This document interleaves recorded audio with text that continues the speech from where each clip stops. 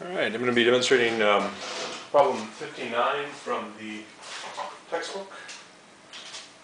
This is chapter 9, so problem 959.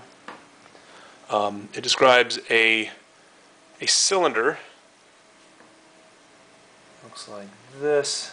There's no actual picture, so I'm drawing a picture. It describes a cylinder that has a mass of 2.5 kilograms and a radius of 11 centimeters. And it also describes that there's a rope wrapped around this cylinder, some type of rope, and it is being pulled, so there's a force exerted on this rope. And I think it even tells us the value. Yeah, it says that there's a force pulling on this rope of 17 newtons. Okay.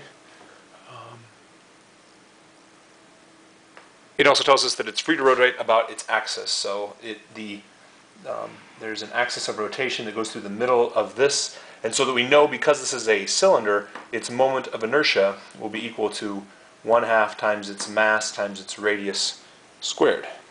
All right. So it's assuming the rope does not slip, find the torque exerted on the cylinder by the rope. Well, that's actually quite simple, right? The torque exerted on the cylinder by the rope is simply equal to the lever arm, R, the value of the lever arm, times the magnitude of the force. It's that axis for the torque exerted, right? It doesn't actually say the direction here. It's not really too specific about what direction the force is, so we could imagine the rope is actually wrapped in the other direction, and so the torque is going to be in the opposite way. But I believe the question here is just asking about the magnitude. So the magnitude here would be 11 centimeters, or 0.11 meters, times the force. It also isn't very specific, but when you're pulling with some, like a rope, as in this particular case, you're always going to have to pull at an angle that's 90 degrees from the surface, because whatever point you pull it at, the rope will wrap around until it's actually tangent to that surface. The force is 17 newtons, and so the amount of torque, you can calculate that out to be, what would that be? That would be something 10, and this is close to 10, so it would be something a little bit more than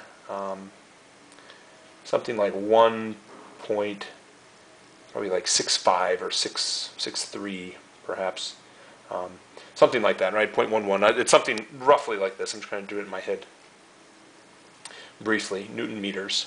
The second part of the question asks about the angular acceleration of the cylinder. All right. How do we find the angular acceleration? Well, we know that the torque is also related. The torque is going to cause some change in angular velocity. It's going to cause this to speed up. And that change in angular velocity means that there's an angular acceleration. So we know what the values are for each of these things. We know what the torque is from the first part. It's this 1.63 Newton meters, equal to the moment of inertia, which is 1/2 mr squared times alpha.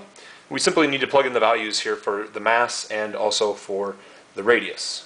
And then we can divide both sides by this I, 163 Newton times meters, divided by 1/2 times the mass, which is 2.5 kilograms, times its radius, which is 0.11 meters squared. And that will be equal to our angular acceleration. I'm not going to whip out the calculator quick to do that. Just kind of walk through. The last part, it says, what is the angular speed after 0.5 seconds? Okay, again, this is really quite straightforward. The angular acceleration is equal to the change in angular velocity divided by the change in time. So whatever the value of this is, we simply plug in that value here, and we want to know the final angular velocity minus the initial angular velocity divided by the final time. It just tells us that this duration over 0.5 seconds, right? So this change in time is actually equal to 0.5 seconds, and the initial angular speed is 0, I believe. Yeah, it says initially from rest. So this value here was 0 radians per second, and we're going to multiply our angular acceleration, whatever that value is, from part B times 0.5 seconds, and that will tell us what our final angular speed is. All right, pretty straightforward.